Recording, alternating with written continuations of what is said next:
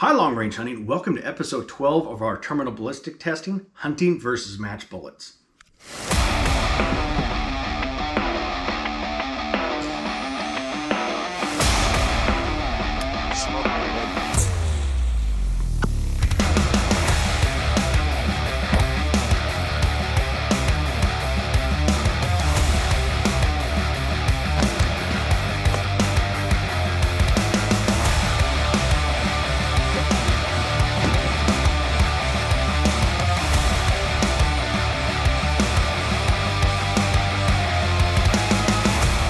Now today we're going to be revisiting the Hammer Hunter bullets. That was episode 8 of this testing series, and this is being brought to light due to that episode.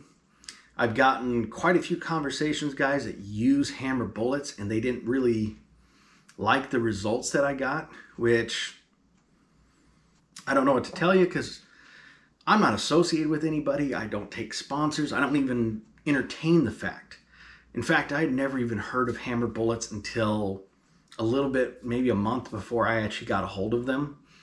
And a member was nice enough to send me some. And I was honestly really anxious to test them. I was really hoping for good results. The reason being, we have members that are in places like California who are ran by morons and are restricted to lead-free bullets, which it's a poor bullet choice. It doesn't perform as well. I mean, honestly, whoever makes these laws should be fired. I mean, it's just plain and simple. You know, the whole lead thing is bad. Yeah, anything. Too much water can be bad for you. So anything in certain amounts can be bad. But the whole lead, especially like, I hear shooting ranges, oh, well, you're putting too much lead in the ground. It's bad. It's going to poison everybody. Lead doesn't belong in the ground. Where the heck do you think it comes from? Try Google. It's mined from the ground. And the amounts that you need to cause that are astronomical. More than a shooting range in a lifetime will ever do it. And I don't know of any shooting ranges that are placed on, watering sources. There's so much dumb information out there. But anyways, that's why I was really, really excited for this opportunity, because there are guys that are forced to get those types of bullets and they just don't perform as well. And, I was really hoping for a good option. Unfortunately, I was disappointed. Now, some people have experienced this with the Sierra Match Kings. It's a common misconception. It's not a common issue. I've logged well over 20,000 rounds of Sierra Match Kings over the years. I've killed a lot of animals with them, and I have never actually personally seen it. Do I know people who have actually seen it? Yes. But a lot of those guys, again, have way more rounds downrange with those and killed a lot more than I have with them. And even with them, it's a very, very small percentage that actually does this. And it's what's called necking over. And what's happening is that bullet, because it's a hollow point, it's hitting that material, whether it's a hide or clothing or whatever the case. It can happen with some self-defense rounds too. And that hole is basically getting clogged. And so instead of expanding, it's effectively become a full metal jacket. Now, what's going to happen is that bullet is going to hit, it's going to start a displacement, and it's going to tumble. And so it's going to change directions. This is why in combat, you can have a guy shot in the chest, the bullet exits his leg. But what's going to happen is that bullet is going to go in and it's going to change direction. And that's exactly what I saw on the test.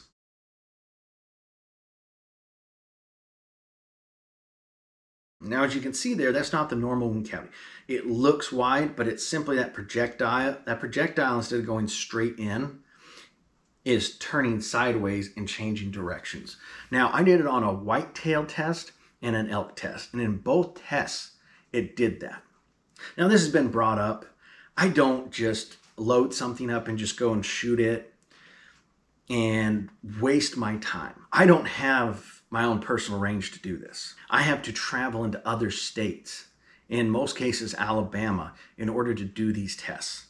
Everything is out of pocket. again, I said I don't have any sponsors, and so there's a lot of work that goes into it. This gel is expensive. It's time consuming to remelt it.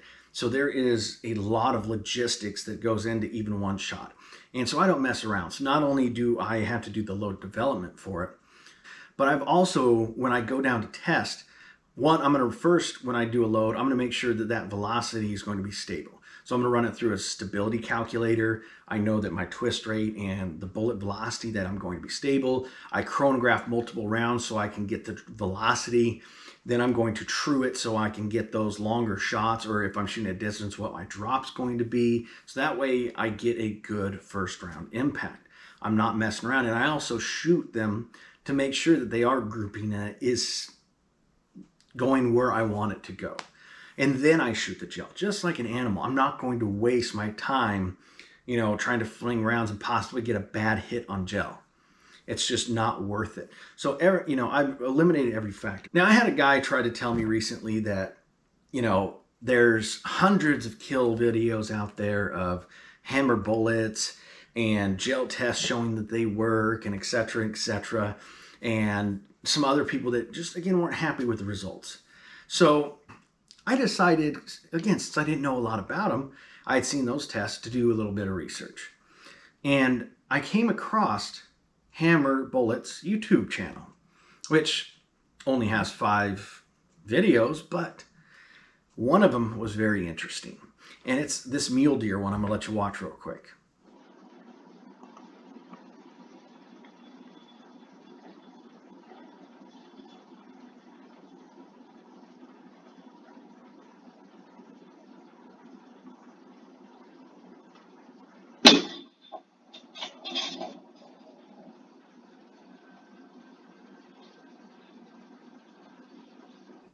Now, we're going to watch that again in slow motion. But what I want you to pay attention to is the fact that this is a video from somebody sent to them. Now, in the description, it said it was 200 yards, muzzle velocity of 3,200 feet per second, with a 155 grain bullet. That bullet, as you're going to see in a second again, actually deflected. So not only was that a poor shot, and interestingly enough, they turned off the comments on there. I'm not sure if they did it just because of how poor the bullet performed, or if it was the shot itself. That was and I'll cover that in a second as far as angles. But for whatever reason, they turned off the commenting. But this is an actual example of necking over on an animal on their own video. Now, what you want to watch is it's going to hit right behind that front shoulder. And it's a bad angle, but what that projectile is going to do is, instead of following that parabolic curve and going into the animal and then down, that projectile is actually going to be coming into that target, the animal, and hitting, and then it's going to deflect up and to the right. So it completely changed direction.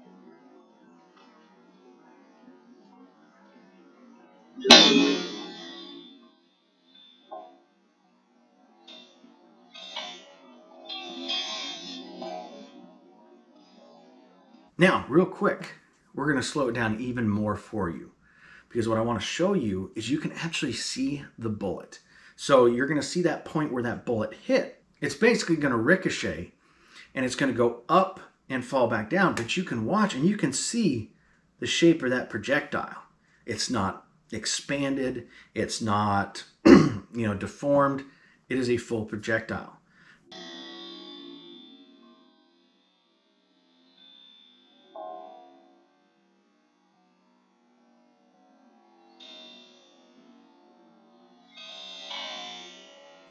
Now, this is one of the issues that has been drawn up on construction. People have said, oh, they're constructed differently than other ones. And here,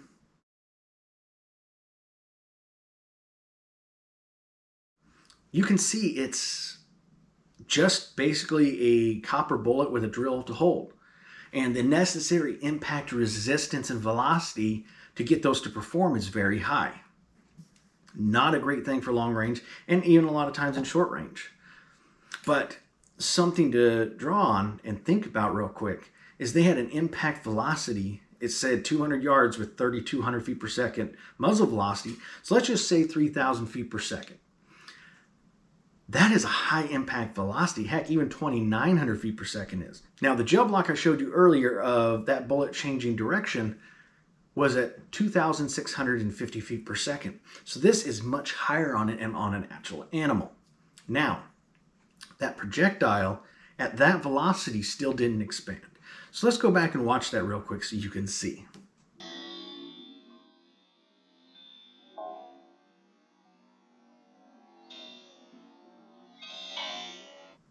Now, as always, I know you guys love my artistic skills. And so we are going to look at a couple diagrams I drew. Now, I know this is beautiful. You can obviously tell that they are deer. And this one is what I would call right. And this is what happened. So when it doesn't matter if it's archery, it doesn't matter if it's rifle, you want to aim for your exit point, whether the bullet does or not. Now, this is, if it's broadside, you want to aim for the opposite side, and that bullet's going to travel through the vitals. Now, if you have an angled shot, whether it's from the front or it's from the rear, you want to angle it. So if I'm angling, it's quartering away from me. I'm aiming here as far as my entrance, but what I'm really aiming for is this offside. So that way that bullet goes straight through and through the vitals. And we're going to change that according to angle. Now, what happened here is, as you can see in the video, and I'll show you one more time just so you can see it, but he had it at a really extreme angle. And so if that bullet had not diverted, what would have done is hit here, and it would have entered just behind the shoulder, and it would have continued, and it would have exited out right in front of the shoulder, right around here. That is, if anything, barely going to touch the lungs. It's not ideal. Heck, it's what I would call a poor shot, and a piss poor shot at that. Now, what happened instead is he took the shot, it impacted here, and then it diverted up and to the side. It completely changed directions. Now, I can't confirm this or not. In the details, it has what they refer to as the conversation from an email of them and the guy that shot it. And that's where I got the details from it. But he tried to say that it never touched the spine, the lungs were destroyed, and he really didn't know how it got killed. Now, will that bullet going sideways through it pop the lungs? Yes. I mean, really, it doesn't take a lot to rupture a lung. And that bullet going through is going to do that. So is it ideal results? No. Will it work? I mean, really, if you put a projectile that fast through it, it's going to die. How quickly? That's dependent. Now, do I believe that it didn't harm the spine at all? No. Now, with how high he impacted, and it had to hit the spine. Now, if you look at it, you can see its head moving and stuff. It's not what I would call it dropped, but it's not an instant death, and it doesn't really look like what you would see when you're seeing muscle spasms after the brain has lost all sensors, all signals to the brain. Its head's moving around. I mean, it really looks like it has a spinal injury, and there's enough internal bleeding that it ended up dying. It's not exactly what I would call ideal. That is not a shot I would advocate. I mean, his shot placement, if he had the right bullet, could it work? If he had placed it further back, yes. But the fact of the matter is that it's just, it is what it is. It's a poor shot where he aimed. If that bullet had been true, it would have resulted in a wounded animal, and it would have required a second shot. It's an unethical shot, plain and simple. In all reality, he got lucky that the bullet necked over and did what it did. That way, it actually dropped the animal. You know, these guys, they say, oh, well, these hammer bullets hit hard and they kill. And I'm going to show you another video out of their 5 from their YouTube channel of an elk. And I want you to watch because honestly, the elk, does it die? Yes. But I mean, it really barely reacted to even being shot, which doesn't tell me that they got a lot of transfer of energy or good ballistics.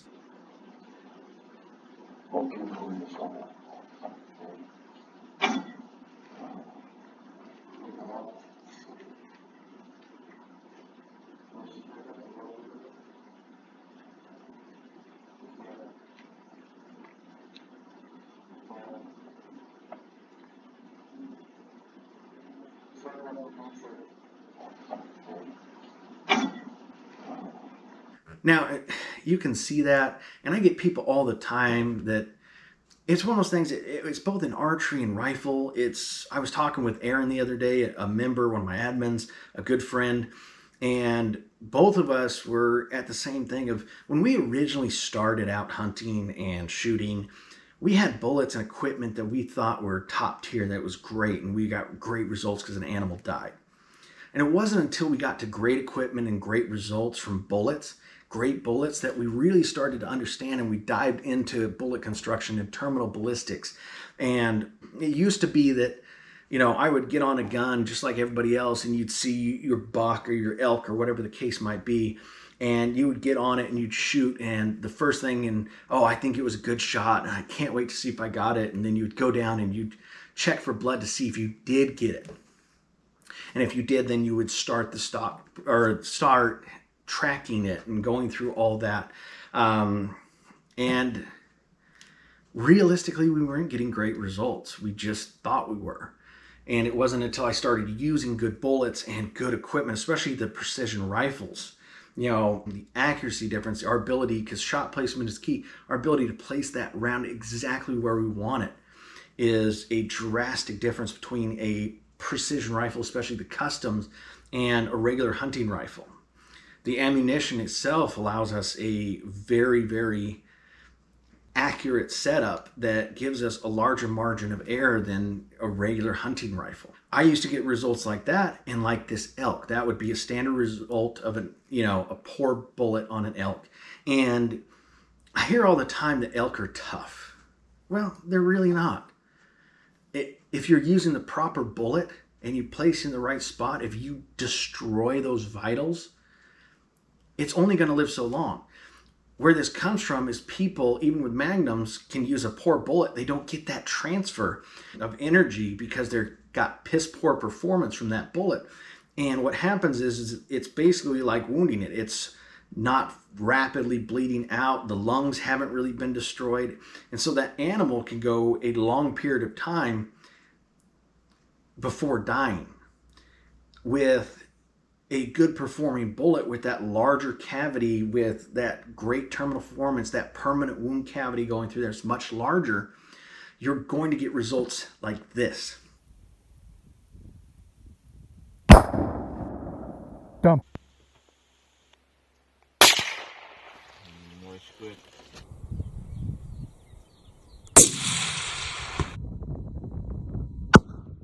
Yeah.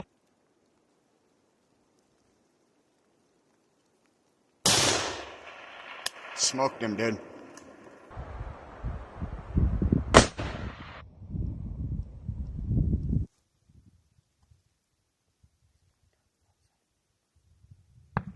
Oh, Now that is a drastic difference between it barely registering and being hit and getting hit like it's getting hit by a tank. So, people can believe whatever they're going to, because quite honestly, you can show somebody all the evidence in the world, and if they don't want to believe it, they won't. But for those who do want to learn, it's one of those things that, that's why we're doing this. It's to show you real results, unbiased. There's no, agendas. There's no nothing. It's just showing you what works and what doesn't. And, I say hunting versus match bullets. It started out to really show you that, but it's even shown in some of the episodes that even match bullets have differences. There are some match bullets that are terrible, and there's match bullets that are good. There's hunting bullets that are crap, and there's hunting bullets that are good. But even the best hunting bullets are still not going to compare to the best match bullets. We judge this on multiple things, from reliability, its terminal performance, external ballistics, can you place that shot consistently where it needs to go, and how is it going to perform reliably? Now, I hope this has helped. I hope it's helped a little bit with the education. Picking the right projectile is critical, and understanding how that bullet will behave and animal anatomy and how you got to actually shoot that animal is critical. And it doesn't even just apply to this. Even in archery, I'm an avid archery hunter. When I started out, I had the basic bow. I picked up some arrows, saw some of the expensive ones, and it was kind of like, and broadheads. And it wasn't until, did I kill with that basic setup? Sure. But I never knew the increased efficiency until I started getting into Matthews and Hoyt, which is what I run currently as a Hoyt. And I'm running, Easton Full Metal Jacket arrows, which are absolutely phenomenal. I'm using G5 broadheads, and the results are incredibly different. When I started out, I might have anywhere between a 30 and 100-yard track job. Now I'm dealing with the most anything has ever gone with these G5s with that bow is 15 yards, and it's stuck like a pig. It'll run off a second, stand there, and tip over. So it's one of those things that it doesn't just apply to this, but getting the right piece of equipment to best do the job is critical, because as hunters, our responsibility is ethics. Not, this is unethical because I don't do it or I don't like it. Ethics has to do with a quick, clean kill, and using the correct equipment to give you the best results possible is critical. Just because something kills does not mean that it's good. Even a crappy bullet can kill. A Full Metal Jacket can kill with the right shot placement. A Full Metal Jacket can drop an animal dead on the spot with the correct shot placement. That does not mean that it has good terminal performance. We're not looking for okay or it just kills. The guys that criticize, me for long range or me for match bullets, even up close, are the same guys I see every single year asking for tracking dogs. Is this a good blood trail, etc., etc. Meanwhile, mine are dropping dead on the spot and they're in the freezer. So everybody stay safe out there. Keep, educating yourself and working hard and hunting and learning so you can be the best you can. Everybody be safe out there and happy hunting.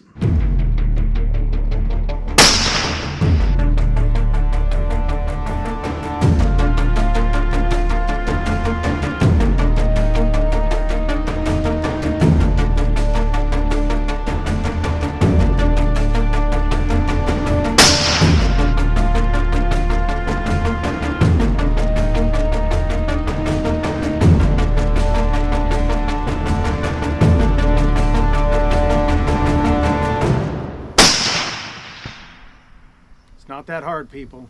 Hope you enjoyed this video, and make sure to hit that like button, hit that subscribe button, and turn on notification bell so you won't miss out on any future video, and happy hunting.